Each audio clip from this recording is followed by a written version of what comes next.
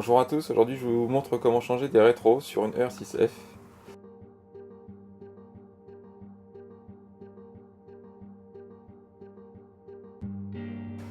Bon, c'est relativement simple, il suffit d'avoir des nouveaux rétros, une clé 10 et un jeu de BTR.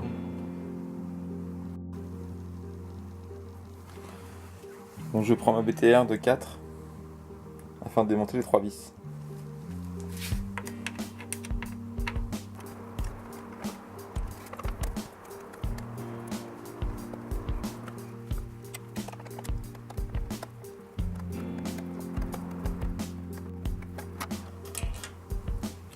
Ensuite il faut enlever la petite cheville qui se trouve ici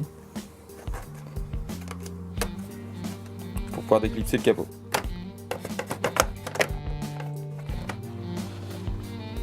On peut ainsi accéder aux deux écrous qui maintiennent le rétroviseur en place sur le châssis de la moto.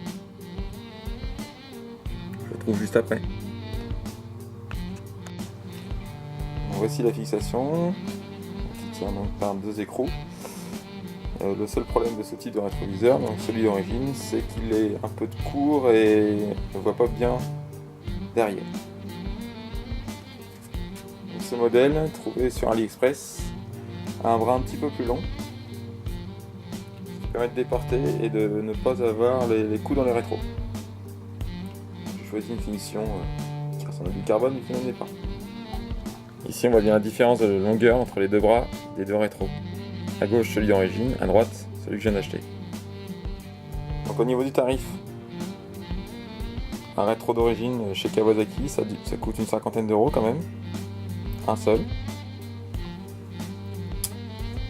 Et là la paire de rétro sur AliExpress, on en a pour 25 euros, la paire.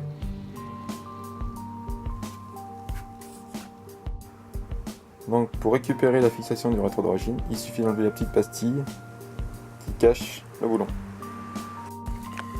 Donc ici on peut voir que le système de fixation de l'origine est quand même nettement mieux, car il y a un contre-écrou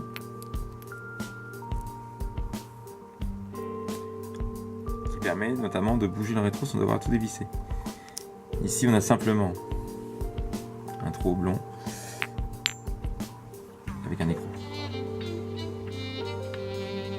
Donc le réglage implique de visser ou dévisser.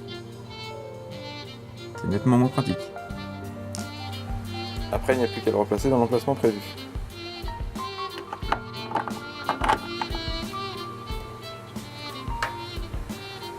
Et ensuite, je serre à la main les deux petits écrous de fixation.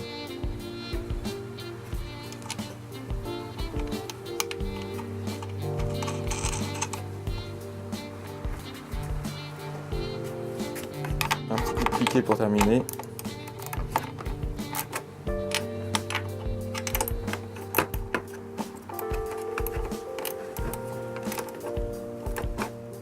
Et voilà, c'est prêt. Pour changer le rétro droit, il suffit donc d'enlever cet écrou ici, celui du bas et celui qui se situe en haut du tableau de bord. Donc il faut ensuite déclipper cette partie en plastique pour accéder aux fixations du rétro droit. Le plus simple, c'est d'enlever le carénage droit en enlevant cet écrou, ce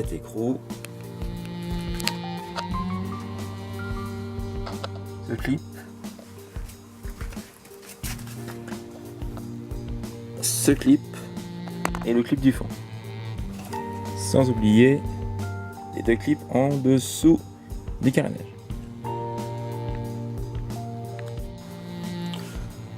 Bon, en fait, il en reste encore un ici. Donc voilà, le rétro est déposé, hein, plus difficilement que sur le côté gauche.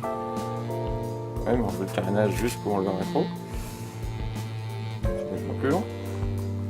Là, il n'y a plus qu'à le replacer.